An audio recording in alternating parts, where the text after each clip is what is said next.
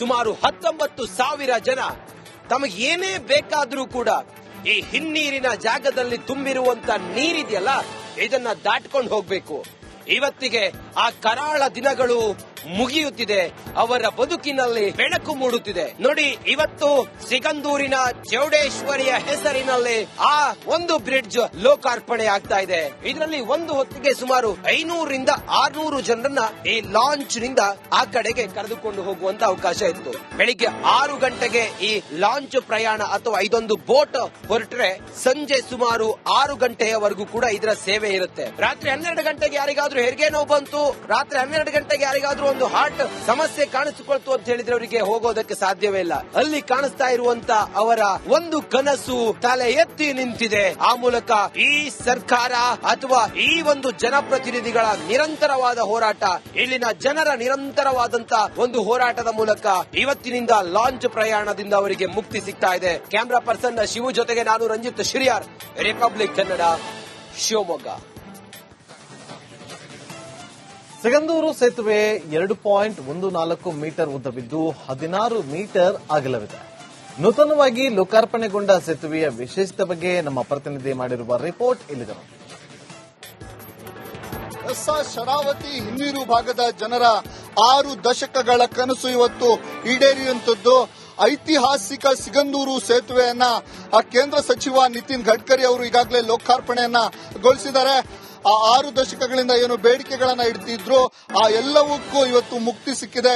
ನೋಡಬಹುದು, ನಿಮಗೆ ಎಲ್ಲವನ್ನ ತೋರಿಸ್ತಾ ಹೋಗ್ತೇನೆ. ಆ 2.14 ಮೀಟರ್ ಉದ್ದದ ಸೇತುವೆ ಇದಾಗಿರುವಂತದ್ದು 16 ಮೀಟರ್ ಅಗಲವನ್ನ ಹೊಂದಿದೆ. ಪ್ರತಿ 2 ಬದಿಗಳಲ್ಲೂ 1.5 ಮೀಟರ್ ನಷ್ಟು ಫುಟ್ಪಾತ್ ವ್ಯವಸ್ಥೆಯನ್ನ ಮಾಡಿರುವಂತದ್ದು ಜನರಿಗೆ ಓಡಾಡಲಿಕ್ಕೆ. ನೋಡಬಹುದು, ಇಷ್ಟೊಂದು ಅದ್ಭುತವಾಗಿ ಅತ್ಯಾಧುನಿಕ ತಂತ್ರಜ್ಞಾನವನ್ನ ಬಳಸಿ ಕಟ್ಟಿರುವಂತಹ ಸೇತುವೆ ಇವತ್ತು ಲೋಕಾರ್ಪಣೆಗೊಂಡಿದೆ. ಹಾಗಾಗಿ ಈ ಶರಾವತಿ ಹಿನ್ನೀರು ಭಾಗದ ಜನರಿಗೆ ಸಾಕಷ್ಟು ಸಂಭ್ರಮ ಮನೆ ಮಾಡಿದೆ. ಒಟ್ಟಾರೆಯಾಗಿ ನೋಡೋದಾದ್ರೆ ದ್ವೀಪದ ಜನರ ಅಂದ್ರೆ ಶರಾವತಿ ಹಿನ್ನೀರು ಭಾಗದ ದ್ವೀಪದ ಜನರ ಕನಸು ಇವತ್ತು ನನಸಾಗಿರುವಂತದ್ದು. ಹಾಗಾಗಿ ಎಲ್ಲೆಡೆ ಸಂಭ್ರಮ ಮನೆ ಮಾಡಿದೆ ಅಂತಾನೆ ಹೇಳ್ಬೋದು. ಕ್ಯಾಮರಾ ಪರ್ಸನ್ ಚಿರಾಗ್ ಜೊತೆ ವಿಮಾನಕ್ಕೆ ರಿಪಬ್ಲಿಕ್ ಕನ್ನಡ, ಶಿವಮೊಗ್ಗ. ಶಕ್ತಿ ಯೋಜನೆ ಅಡಿ 500 ಕೋಟಿ ಮಹಿಳೆಯರು ಬಸ್ ಪ್ರಯಾಣ ಮಾಡಿದ ಹಿನ್ನೆಲೆ ಹುಬ್ಬಳ್ಳಿಯ ಹೊಸೂರು ಬಸ್ ನಿಲ್ದಾಣದಲ್ಲಿ ಸಂಭ್ರಮಾಚರಣೆ ಮಾಡಲಾಗಿದೆ. ಧಾರವಾಡ ಜಿಲ್ಲಾ ಉಸ್ತುವಾರಿ ಸಚಿವ ಸಂತೋಷ್ ಲಾಡ್ ಕಾರ್ಯಕ್ರಮಕ್ಕೆ ಚಾಲನೆ ಕೊಟ್ಟಿದ್ದಾರೆ. ಈ ಕುರಿತು ನಮ್ಮ ಪ್ರತಿನಿಧಿ ಮಾಡಿರುವ ರಿಪೋರ್ಟ್ ಇಲ್ಲಿದೆ. ರಾಜ್ಯ ಸರ್ಕಾರದ ಮಹತ್ವ ಯೋಜನೆಗಳಲ್ಲಿ ಒಂದಾಗಿರತಕ್ಕಂಥ ಶಕ್ತಿ ಯೋಜನೆ ಹಿನ್ನೆಲೆಯಲ್ಲಿ ಈ ಶಕ್ತಿ ಯೋಜನೆ ಯಶಸ್ವಿಗೊಳಿಸಿರ್ತಕ್ಕಂಥ ಹಿನ್ನೆಲೆಯಲ್ಲಿ ಇವತ್ತು ಹುಬ್ಬಳ್ಳಿಯ ಹೊಸೂರು ಬಸ್ ನಿಲ್ದಾಣದಲ್ಲಿ ಒಂದು ಏನು ಯಶಸ್ವಿ ಕಾರ್ಯಕ್ರಮವನ್ನ ಮಾಡಿರ್ತಕ್ಕಂಥದ್ದು. ಸದ್ಯ ನನಗೆ ಹೊಸೂರು ಬಸ್ ನಿಲ್ದಾಣದ ಆವರಣದಲ್ಲಿದ್ದೀನಿ. ದೃಶ್ಯದಲ್ಲಿ ತಾವು ಗಮನಿಸ್ತಾ ಇರಬಹುದು, ಒಂದ್ ಕಡೆ ಈವರೆಗೂ ರಾಜ್ಯದಾದ್ಯಂತ 5 ಕೋಟಿ ಮಹಿಳೆಯರು ಉಚಿತ ಪ್ರಯಾಣ ಮಾಡುವ ಮೂಲಕ ಈ ಒಂದು ಶಕ್ತಿ ಯೋಜನೆಗೆ ಒಂದು ಅರ್ಥಪೂರ್ಣವಾದಂತಹ ಒಂದು ಯೋಜನೆಯನ್ನ ಯಶಸ್ವಿಗೊಳಿಸಿರ್ತಕ್ಕಂಥ ಹಿನ್ನೆಲೆಯಲ್ಲಿ ಕಾರ್ಮಿಕ ಸಚಿವ ಸಂತೋಷ್ ಲಾಡ್ ಅವರ ನೇತೃತ್ವದಲ್ಲಿ ಇಲ್ಲಿ ಒಂದು ವಿಶೇಷವಾದಂತಹ ಕಾರ್ಯಕ್ರಮವನ್ನ ಇವತ್ತು ನೆರವೇರಿಸಿರುವಂತದ್ದು. ಮಹಿಳೆಯರಿಗೆ ಸಿಹಿ ತಿನ್ನಿಸುವ ಮೂಲಕ ಈ ಒಂದು ಬಸ್ಗಳನ್ನ ಪೂಜೆ ಮಾಡುವ ಮೂಲಕ ಸರ್ಕಾರದ ಈ ಸಾಧನೆಯ ಒಂದು ಸ್ಟಿಕ್ಕರ್ಗಳನ್ನ ಇಲ್ಲಿ ಅಂಟಿಸುವ ಮೂಲಕ ಈ ಒಂದು ಸಂಭ್ರಮಾಚರಣೆ ಜೊತೆಗೆ ಈ ಒಂದು ವಿಶೇಷವಾದಂತಹ ಕಾರ್ಯಕ್ರಮಕ್ಕೆ ಇವತ್ತು ಸಚಿವ ಸಂತೋಷ್ ಲಾಡ್ ಅವರು ಇಲ್ಲಿ ಅಣಿಯಾಗಿದ್ದಾರೆ. ಜೊತೆಗೆ ಇಲ್ಲಿ ಇರ್ತಕ್ಕಂಥ ನೂತನ ಬಸ್ಗಳನ್ನ ಏನು ಪೂಜಾ ಮಾಡುವ ಮೂಲಕ ಮಹಿಳೆಯರು ಏನಿದ್ದಾರೆ, ಮಹಿಳೆಯರು ಉಚಿತ ಪ್ರಯಾಣವನ್ನ ಮಾಡಿರುವಂತಹ ಮಹಿಳೆಯರಿಗೆ ಕೆಲವೊಂದಿಷ್ಟು ಮಹಿಳೆಯರಿಗೆ ಸಿಹಿಯನ್ನು ತಿನ್ನಿಸುವ ಜೊತೆಗೆ ಈ ಒಂದು ವಿಶೇಷವಾದಂತಹ ಪೂಜಾ ಕಾರ್ಯಕ್ರಮವನ್ನು ಇಲ್ಲಿ ನೆರವೇರಿಸುವುದರ ಜೊತೆಗೆ ಈ ಶಕ್ತಿ ಯೋಜನೆ ಯಶಸ್ವಿಗೊಳಿಸಿರ್ತಕ್ಕಂಥ ಹಿನ್ನೆಲೆಯಲ್ಲಿ ಅಂದ್ರೆ ಈವರೆಗೂ 5 ಕೋಟಿ ಜನ ಏನು ರಾಜ್ಯದಾದ್ಯಂತ ಉಚಿತ ಒಂದು ಪ್ರಯಾಣ ಮಾಡುವ ಮೂಲಕ ಈ ಶಕ್ತಿ ಯೋಜನೆಯನ್ನ ಯಶಸ್ವಿಗೊಳಿಸಿದ್ದಾರೆ. ಅದಕ್ಕೆ ಒಂದು ಅಭಿನಂದನೆಯನ್ನ ಸಲ್ಲಿಸುವ ಮೂಲಕ ಕೃತಜ್ಞತೆಯನ್ನು ಸಲ್ಲಿಸುವ ಜೊತೆಗೆ ಸರ್ಕಾರದ ಈ ಯೋಜನೆಯ ವಿಚಾರವಾಗಿ ಒಂದು ವಿಶೇಷವಾದಂತಹ ಕಾರ್ಯಕ್ರಮವನ್ನು ಇಲ್ಲಿ ಹಮ್ಮಿಕೊಳ್ಳಲಾಗಿತ್ತು. ಕ್ಯಾಮರಾ ಪರ್ಸನ್ ವಿನಾಯಕ್ ಪೂಜಾರಿ ಜೊತೆ ಪ್ರಕಾಶ್ ಹಿರೇಮಠ, ರಿಪಬ್ಲಿಕ್ ಕನ್ನಡ, ಹುಬ್ಬಳ್ಳಿ. ಕಲಬುರಗಿಯಲ್ಲಿ ಚಿನ್ನದ ಅಂಗಡಿ ಲೂಟಿ ಪ್ರಕರಣದಲ್ಲಿ ದರೋಡೆಕೋರರ ಜೊತೆ ಸಂಪರ್ಕದಲ್ಲಿದ್ದ ಇಬ್ಬರನ್ನ ಪೊಲೀಸರು ವಶಕ್ಕೆ ಪಡೆದಿದ್ದಾರೆ. ಹೈದರಾಬಾದ್ ಮೂಲದ ಇಬ್ಬರನ್ನ ವಶಕ್ಕೆ ಪಡೆದು ವಿಚಾರಣೆ ಮಾಡಲಾಗ್ತಾ ಇದೆ.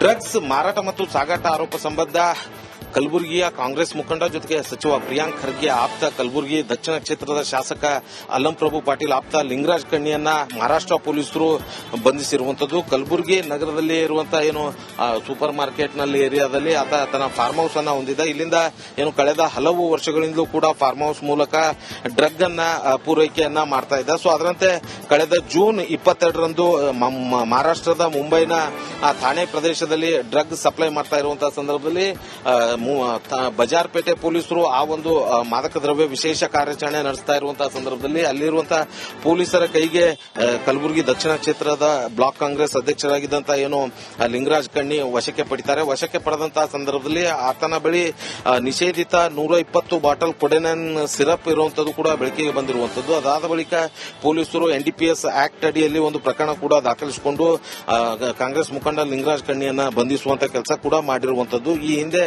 ಕಳೆದ 12 ವರ್ಷಗಳಿಂದಲೂ ಕೂಡ ಆತ ಈ ಒಂದು ಫಾರ್ಮರ್ಸಿ ನಡೆಸ್ತಾ ಇದ್ದ ಅನ್ನುವಂಥದ್ದು ಕೂಡ ಬೆಳಕಿಗೆ ಬಂದಿರುವಂತದ್ದು. ಆ ರೀತಿ ನಿಷೇಧಿತ ಈ ಡ್ರಗ್ ಕಂಟೆಂಟ್ ಏನಿದೆ ಅದನ್ನ ಪೂರೈಕೆ ಮಾಡ್ತಾ ಇರುವಂತದ್ದು ಕೂಡ ಬೆಳಕಿಗೆ ಬಂದಿರುವಂತದ್ದು. ಆ ಹಿನ್ನೆಲೆಯಲ್ಲೇ ಆತ ಏನು ಮಹಾರಾಷ್ಟ್ರದಿಂದ ಸಾಗಾಟ ಮಾಡ್ತಾ ಇರುವಂತಹ ಸಂದರ್ಭದಲ್ಲಿಯೇ ಪೊಲೀಸರು ರೆಡ್ ಹ್ಯಾಂಡ್ ಆಗಿ ಈತನನ್ನ ಏನು ಬಂಧಿಸಿರುವಂತದ್ದು. ಸದ್ಯ ಬಂಧಿತನ ಜೊತೆಗೆ ಇನ್ನಿಬ್ರು ಕೂಡ ಇರುವಂತದ್ದು ಕೂಡ ತಿಳಿದು ಬಂದಿರುವಂತದ್ದು. ಅಂದ್ರೆ ಓರ್ವ ಕಾರ್ ಚಾಲಕ ಕೂಡ ಅರೆಸ್ಟ್ ಆಗಿರುವಂತದ್ದು. ಮತ್ತೊಂದು ಕಡೆ ಮತ್ತೊಬ್ಬ ಆರೋಪಿ ಏನಿದ್ದಾನೆ ಆತ ಕೂಡ ಏನು ಅರೆಸ್ಟ್ ಆಗಿರುವಂತದ್ದು ಕೂಡ ಇದೀಗ ಬೆಳಕಿಗೆ ಬಂದಿರುವಂತದ್ದು. ಮುಂಬೈನ ಬಜಾರ್ಪೇಟೆ ಪೊಲೀಸರು ದಾಳಿ ನಡೆಸಿ ಬಂಧಿಸಿರುವಂತದ್ದು. ಸದ್ಯ ಇದು ಪ್ರಕರಣಕ್ಕೆ ಸಂಬಂಧಪಟ್ಟಂತೆ ರಾಜಕೀಯ ವಲಯದಲ್ಲೂ ಕೂಡ ಸಾಕಷ್ಟು ತಿರುವು ಪಡೆದುಕೊಂಡು ಇದೀಗ ಆರೋಪ ಪ್ರತ್ಯಾರೋಪ ಎಲ್ಲವೂ ಕೂಡ ಕಾಂಗ್ರೆಸ್ ಮೇಲೆ ಮಾಡೋದಕ್ಕೆ ಮುಂದಾಗಿರುವಂತದ್ದು. ಕ್ಯಾಮರಾ ಪರ್ಸನ್ ವಿಜಯ್ ಕುಮಾರ್ ಜೊತೆ ಓಂ ಪ್ರಕಾಶ್ ಮುನ್ನೂರ್, ರಿಪಬ್ಲಿಕ್ ಕನ್ನಡ, ಕಲಬುರಗಿ. ಸರ್ಕಾರಿ ಬಸ್ ಕೈಕೊಟ್ಟ ಪರಿಣಾಮ ತುಂಬು ಗರ್ಭಿಣಿ ಸೇರಿದಂತೆ ವಿದ್ಯಾರ್ಥಿಗಳು ಪರದಾಟ ನಡೆಸಿದ ಘಟನೆ ಬೀದರ್ನ ಹೌರಾ ಪಟ್ಟಣದಲ್ಲಿ ನಡೆದಿದೆ. ಔರಾದ ಪಟ್ಟಣಕ್ಕೆ ತೆರಳಬೇಕಾದ ಸರ್ಕಾರಿ ಬಸ್ ಟೈರ್ ಪಂಚರ್ ಆದ ಹಿನ್ನೆಲೆ ನೂರಾರು ಜನ ಪರದಾಡಿದ್ದಾರೆ. ಬಸ್ ಕೆಟ್ಟ ಕಾರಣ ಗ್ರಾಮಸ್ಥರು ಆಕ್ರೋಶವನ್ನ ಹೊರಹಾಕಿದ್ದಾರೆ. ಶಕ್ತಿ ಯೋಜನೆಯಿಂದ ಇವತ್ತು ಸಾಕಷ್ಟು ಕೆಎಸ್ಆರ್ಟಿಸಿ ಬಸ್ಗಳು ಅಲ್ಲಲ್ಲೇ ಕೈ ಕೊಡ್ಲತ್ತವ. ಇದರಿಂದ ಜನರ ಪರದಾಟ ಹೆಚ್ಚಿಗೆ ಅಂತ ಹೇಳ್ಬೋದು. ಏನು ಸರ್ಕಾರಿ ಬಸ್ಗಳು ಫ್ರೀ ಮಾಡಿದಾರ, ಇದ್ರ ಪರಿಣಾಮವಾಗಿ ಜನ ಏನಂದ್ರೆ ಪರದಾಟ ಮಾಡಂತ ಪರಿಸ್ಥಿತಿ ನಿರ್ಮಾಣ ಆಗಿದೆ ನೋಡಬಹುದು. ನಾವು ಔರಾ ತಾಲೂಕಿನ ಲಿಂಗಿ ಗ್ರಾಮದಲ್ಲಿ ಇದ್ದೀವಿ. ಇಲ್ಲಿ ಕೂಡ ಈಗಾಗಲೇ ಲಿಂಗಿಯಿಂದ ಔರಾಕ್ ಹೋಗಂತ ಬಸ್ ಕೆಟ್ಟೋಗಿದೆ. ಹಾಗಾಗಿ ಸಾಕಷ್ಟು ಜನ ಸ್ಕೂಲ್ ಕಾಲೇಜ್ಗೆ ಹೋಗುವಂತ ವಿದ್ಯಾರ್ಥಿಗಳು, ವಿದ್ಯಾರ್ಥಿನಿಯರು ಮತ್ತು ಗ್ರಾಮಸ್ಥರು ನೋಡಬಹುದು. ನೀವು ನೂರಾರು ಜನ ಏನಂದ್ರೆ ಪರದಾಟ ನಡೆಸ್ತಾ ಇದ್ದಾರೆ ಅಂತ ಹೇಳ್ಬಹುದು. ಬಸ್ ಮುಂಭಾಗದಲ್ಲಿ ನಿಂತು ಆಕ್ರೋಶ ಪಡಿಸ್ತಾ ಇದ್ದಾರೆ ಅಂತ ಹೇಳ್ಬಹುದು. ಪಕ್ಕದಲ್ಲಿ ನೋಡಬಹುದು ನೀವು ಖಾಸಗಿ ವಾಹನಗಳ ಮರೆ ಹೋಗಿ ಜೀವದ ಹಂಗ್ ತೋರಿದ ಏನಂದ್ರೆ ಖಾಸಗಿ ವಾಹನದಲ್ಲಿ ಕುಂತು ಹೋಗುವಂತ ಪರಿಸ್ಥಿತಿ ಇವತ್ತು ನಿರ್ಮಾಣ ಆಗಿದೆ ಅಂತ ಹೇಳ್ಬಹುದು. ಹೀಗಾಗಿ ಎಲ್ಲೋ ಒಂದ್ ಕಡೆ ಶಕ್ತಿ ಯೋಜನೆ ಎಫೆಕ್ಟ್ ಇವತ್ತೇನಂದ್ರೆ ಸಾಕಷ್ಟು ಪ್ರಮಾಣದಲ್ಲಿ ತಟ್ಟದ ಅಂತ ಹೇಳ್ಬಹುದು. ನೋಡಬಹುದು ನಾವು ಯಾವ ರೀತಿ ಖಾಸಗಿ ವಾಹನದಲ್ಲಿ ಏನಂದ್ರೆ ಜನ ಕುಂತು ಹೋಗ್ತಾ ಇದ್ದಾರೆ. ಟೋಟಲಿ ಪ್ರತಿದಿನ ಇದೆ ಅಂದ್ರೆ ಬಸ್ ಮೇಲಿನ ಮೇಲೆ ಕೆಟ್ಟ ಹೋಗೋದು, ಖರಾಬ್ ಆಗೋದು. ಇದ್ರ ಪರಿಣಾಮ ಗ್ರಾಮಸ್ಥರು ಏನಂದ್ರೆ ಸಂಕಷ್ಟಕ್ಕೀಡಾಗಂತ ಪರಿಸ್ಥಿತಿ, ಪರದಾಟ ಹೆಚ್ಚಾಗಿದೆ ಅಂತ ಹೇಳ್ಬಹುದು. ಅಂದ್ರೆ ಒಂದು ಬಸ್ಸಿನಲ್ಲಿ 50 ಜನ ಏನದಂದ್ರೆ ಈಗಾಗಲೇ ಪ್ರಯಾಣ ಮಾಡಬೇಕು. ಆದ್ರೆ 150ಕ್ಕೂ ಅಧಿಕ ಜನ ಏನನ್ನ ಪ್ರಯಾಣ ಮಾಡ್ತಾ ಇದ್ದಾರೆ. ಹೀಗಾಗಿ ಸಾಕಷ್ಟು ಸಮಸ್ಯೆ ಆಗ್ತಾ ಇದೆ ಅಂತ ಹೇಳ್ತಾ ನೋಡಬಹುದು. ನೀವು ಸಾಕಷ್ಟು ಸ್ಕೂಲ್ ಮಕ್ಕಳು, ಗ್ರಾಮಸ್ಥರು, ಸಾಕಷ್ಟು ಜನ ಏನದಂದ್ರೆ ಔರಾದ್ ಪಟ್ಟಣಕ್ಕೆ ಹೋಗ್ಲಕ್ಕ ಏನದಂದ್ರೆ ಬಸ್ಸಿಗೆ ಕಾಯ್ತಾ ಇದಾರೆ. ಬಸ್ ಕೆಟ್ಟೋಗಿದೆ. ಅಂದ್ರೆ ಒಂದು ಬಸ್ಸಿನಲ್ಲಿ 55 ಜನ ಮಿನಿಮಮ್ ಹಿಡಿತಾರೆ. ಅದರಲ್ಲಿ 150ಕ್ಕೂ ಅಧಿಕ ಜನ ಏನದಂದ್ರೆ ಪ್ರಯಾಣ ಮಾಡ್ತಾ ಇದ್ದಾರೆ. ಸುಮಾರು ಒಂದು ಬಸ್ಸಿನಲ್ಲಿ 150ಕ್ಕೂ ಅಧಿಕ ಪ್ಯಾಸೆಂಜರ್ಗಳು ಇದ್ದ ಕಾರಣ ನಾವು ಏನ್ ಮಾಡಬೇಕು ಅಂತ ಹೇಳಿ ನಿರ್ವಾಹಕರು ಹೇಳ್ತಾ ಇದ್ದಾರೆ. ಹಿಂಗಾಗಿ ಸ್ಕೂಲ್ ಮಕ್ಕಳು ಇರಬಹುದು, ಹಾಸ್ಪಿಟಲ್ ಇರಬಹುದು, ಹಳ್ಳಿಯಿಂದ ಔರಾದ್ ಪಟ್ಟಣಕ್ಕೆ ಹೋಗ್ತಾರೆ. ಆ ಜನರ ಪರದಾಟ ಹೆಚ್ಚಾಗಿದೆ ಅಂತ ಹೇಳ್ಬಹುದು. ಕ್ಯಾಮರಾ ಪರ್ಸನ್ ಭರತ್ ಜೊತೆ ನಾನು ಮಲ್ಲಿಕಾರ್ಜುನ್ ಮರ್ಕಲ, ರಿಪಬ್ಲಿಕ್ ಕನ್ನಡ, ಬೀದರ್. ಬನ್ನೇರುಘಟ್ಟ ಬಯೋಲಾಜಿಕಲ್ ಪಾರ್ಕ್ನಲ್ಲಿ ಹುಟ್ಟಿದ 3 ದಿನಗಳಲ್ಲಿ 3 ಹುಲಿ ಮರಿಗಳ ಸಾವಿನ ಪ್ರಕರಣ ಸಾಕಷ್ಟು ಸಂಚಲನ ಸೃಷ್ಟಿಸಿದೆ. ಈ ಕುರಿತಾಗಿ ರಿಪಬ್ಲಿಕ್ ಕನ್ನಡ ಕೊಟ್ಟಿರುವಂತಹ ಒಂದು ರಿಪೋರ್ಟ್ ನಿಮ್ಮ ಮುಂದೆ.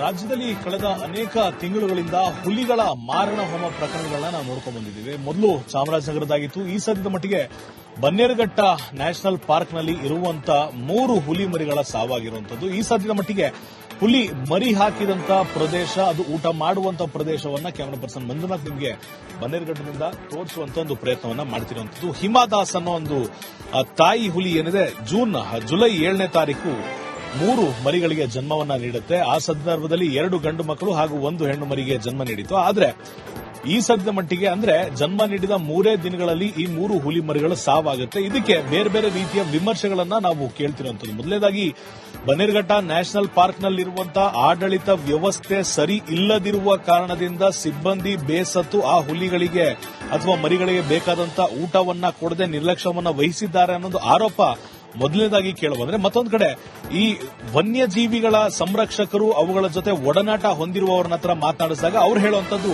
ಸಾಮಾನ್ಯವಾಗಿ ಹುಲಿಗಳು ಅಥವಾ ಯಾವುದೇ ವನ್ಯಜೀವಿಗಳು ಮರಿಗಳನ್ನ ತ್ಯಜಿಸುವಂತ ಸಾಧ್ಯತೆ ಇರುತ್ತೆ. ಮಾನಸಿಕವಾಗಿ ತನಗೆ ಮರಿ ಬೇಡ ಅಂದಂತ ಸಂದರ್ಭದಲ್ಲಿ ಅವುಗಳನ್ನ ತಿನ್ನುವಂತಹ, ಕಾಲಿನಲ್ಲಿ ತುಳಿಯುವಂತಹ, ಕಚ್ಚುವಂತಹ ಸಾಧ್ಯತೆಗಳು ಕೂಡ ಇರುತ್ತೆ. ಈ 3 ಮರಿಗಳ ವಿಚಾರದಲ್ಲಿ ತಾಯಿ ಹಾಲು ಉಣಿಸದೇ ಇದ್ರೂ ಕೂಡ ಅಧಿಕಾರಿಗಳಾಗಿರ್ಲಿ, ಸಿಬ್ಬಂದಿ ವರ್ಗ ಆಗಲಿ ಈ ಒಂದು ಎನ್ಕ್ಲೋಜರ್ನ ಒಳಗಡೆ ಬರೋದಕ್ಕೆ ಬಿಡೋದಿಲ್ಲ ಹುಲಿ. ಯಾಕೆಂದ್ರೆ ತನ್ನ ಮರಿಗಳನ್ನ ಕಸಿದುಕೊಂಡು ಹೋಗ್ತಾರೆ ಅಥವಾ ತನಗೆ ಸಮಸ್ಯೆ ಮಾಡ್ತಾರೆ ಅಂತ ಅದಕ್ಕೆ ಭಾವನೆ ಮೂಡಿರುವಂತಹ ಸಾಧ್ಯತೆಯಿಂದ ಯಾರು ಕೂಡ ಆ ಎನ್ಕ್ಲೋಜರ್ನಲ್ಲಿ ಹೋಗೋದಕ್ಕೆ ಆಗೋದಿಲ್ಲ ಅನ್ನೋ ಒಂದು ತಿಳಿಸಿರುವಂತದ್ದು. ಮೊದಲನೇದಾಗಿ ತಾಯಿಯ ಆರೋಗ್ಯದ ಪರಿಸ್ಥಿತಿಯನ್ನ ನಾವು ಗಮನಿಸಬೇಕಾಗುತ್ತೆ. ಅದರ ಜೊತೆಗೆ ಈ ಬೆಕ್ಕು ಏನಿದೆ ಅಂದ್ರೆ ಬೆಕ್ಕಿನ ಫ್ಯಾಮಿಲಿಗೆ ಸೇರಿದಂತ ಹುಲಿ ಆಗಿರ್ಬೋದು, ಆ ಒಂದು ಕಾರಣದಿಂದ ಕೂಡ ಅದರ ಮೈಂಡ್ ಸೆಟ್ ಚೇಂಜ್ ಆಗುವಂತಹ ಸಾಧ್ಯತೆ ಇರುತ್ತೆ. ಅದರ ಜೊತೆಗೆ ಫಿಸಿಕಲ್ ಮ್ಯಾನ್ ಹ್ಯಾಂಡ್ಲಿಂಗ್ ಮಾಡಿರುವಂತಹ ಸಾಧ್ಯತೆ ಕೂಡ ಇರೋದ್ರಿಂದ ಈ 3 ಮರಿಗಳ ಸಾವಾಗಿರುವಂತದ್ದು. ಎಸ್ಪೆಷಲಿ ಹಿಮಾದಾಸ್ ಪ್ರಕರಣದಲ್ಲಿ ಅಥವಾ ಈ ಒಂದು ತಾಯಿಯ ಪ್ರಕರಣದಲ್ಲಿ ಕಳೆದ ಬಾರಿ ಅದು ಮರಿಗಳನ್ನ ಹಾಕಿದಾಗಲೂ ಕೂಡ 1 ಮರಿ ಸಾವನ್ನಪ್ಪಿತ್ತು. ಅದಾದ ನಂತರ ಇದು 2ನೇ ಬಾರಿ ಮರಿಗಳು ಹಾಕಿರುವಂತದ್ದು, 3 ಮರಿಗಳು ಸಾವನ್ನಪ್ಪಿರುವಂತದ್ದು.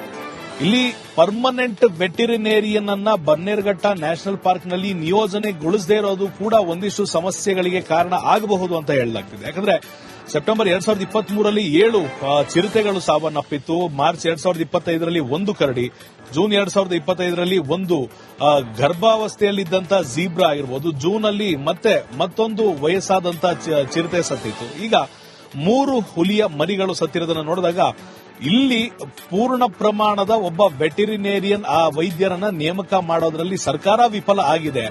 ಇದನ್ನ ದಯವಿಟ್ಟು ಮಾಡಬೇಕು ಅಂತ ವನ್ಯಜೀವಿ ಸಂರಕ್ಷಕರು ಕೇಳ್ತಿರುವಂತದ್ದು ಒಂದ್ ಕಡೆ ಆಗುತ್ತೆ. ಮತ್ತೊಂದ್ ಕಡೆ ಫೆಲಿನ್ ಡಿಸ್ಟೆಂಪರ್ ಅನ್ನೋ ಒಂದು ಕಾಯಿಲೆ ಅಥವಾ ಕ್ಯಾಟ್ ಪರ್ವೋ ಅನ್ನೋ ಒಂದು ಕಾಯಿಲೆ ಈ ಬೆಕ್ಕಿನ ಜಾತಿಗೆ ಸೇರುವಂತ ಪ್ರಾಣಿಗಳಲ್ಲಿ ಬರುವಂತ ಸಾಧ್ಯತೆ ಇರೋದ್ರಿಂದ ಇದನ್ನೇನಾದ್ರೂ ವೈದ್ಯರು ಮಾಡಿಲ್ಲವಾದ್ರೆ ಅದು ಬನ್ನೇರುಘಟ್ಟ ನ್ಯಾಷನಲ್ ಪಾರ್ಕ್ನ ಸಮಸ್ಯೆ ಆಗುತ್ತೆ, ಇಲ್ಲಿರುವಂತಹ ಆಡಳಿತಾತ್ಮಕ ಸಮಸ್ಯೆ ಆಗುತ್ತೆ. ಆದರೆ ಇದೆಲ್ಲವನ್ನ ಹೊರತುಪಡಿಸಿ ಪೂರ್ಣ ಪ್ರಮಾಣದ ವೈದ್ಯಾಧಿಕಾರಿಯನ್ನ ಇಲ್ಲಿ ನಿಯೋಜನೆ ಮಾಡಬೇಕಾಗತ್ತೆ. ಅದಾದ ನಂತರ ಇಲ್ಲಿಗೆ ಬೇಕಾದಂತ ಸಕಲ ಸೌಲಭ್ಯಗಳನ್ನ ಸರ್ಕಾರ ಕೊಡೋದ್ರಲ್ಲಿ ವಿಫಲವಾಗಿದ್ರೆ ನೇರವಾದ ಹೊಣೆ ಸರ್ಕಾರದ ಮೇಲೆ ಬೀರುತ್ತೆ ಅನ್ನೋದು ವೈಲ್ಡ್ ಲೈಫ್ ಆಕ್ಟಿವಿಸ್ಟ್ಗಳ ಮಾತಾಗಿರುವಂತದ್ದು. ಆದ್ರೆ ಈ ಸದ್ಯದ ಮಟ್ಟಿಗೆ ನಿಮ್ಮ ರಿಪಬ್ಲಿಕ್ ಟಿವಿ ಈ ಒಂದು ಹುಲಿ ಎಲ್ಲಿ ಜನ್ಮವೆತ್ತಿತ್ತು, ಎಲ್ಲಿ ಅದಕ್ಕೆ ಆರೈಕೆ ನೀಡಲಾಯಿತು, ಎಲ್ಲಿ ಚಿಕಿತ್ಸೆ ನೀಡಲಾಯಿತು, ಎಲ್ಲಿ ಮರಿಗಳ ಸಾವಾಯಿತು, ಆ ಒಂದು ಪ್ರದೇಶದಿಂದ ನೇರವಾದ ಜಾಗವನ್ನ ವರದಿಯನ್ನು ತೋರಿಸ್ತಾ ಇದ್ದೀವಿ. ಸದ್ಯ ಮಟ್ಟಿಗೆ ನಾವು ನೋಡಿರೋ ಪ್ರಕಾರ ಜಾಗವನ್ನ ಇಲ್ಲಿರುವಂತಹ ಆಡಳಿತ ಮಂಡಳಿ ಕ್ಲೀನ್ ಆಗಿ ಮೇಂಟೈನ್ ಮಾಡಿದ್ರು ಕೂಡ ನಿಖರವಾದ ಸಾವು ಯಾಕಾಯ್ತು ಅನ್ನೋ ಒಂದು ಸಿಸಿಟಿವಿಯನ್ನು ಕೂಡ ನಾವು ನಿಮ್ಮ ಮುಂದೆ ಒದಗಿಸ್ತೇವೆ. ಕ್ಯಾಮರಾ ಪರ್ಸನ್ ಮಂಜುನಾಥ್ ಜೊತೆ ಅಭಿಷೇಕ್ ವಿವಿ,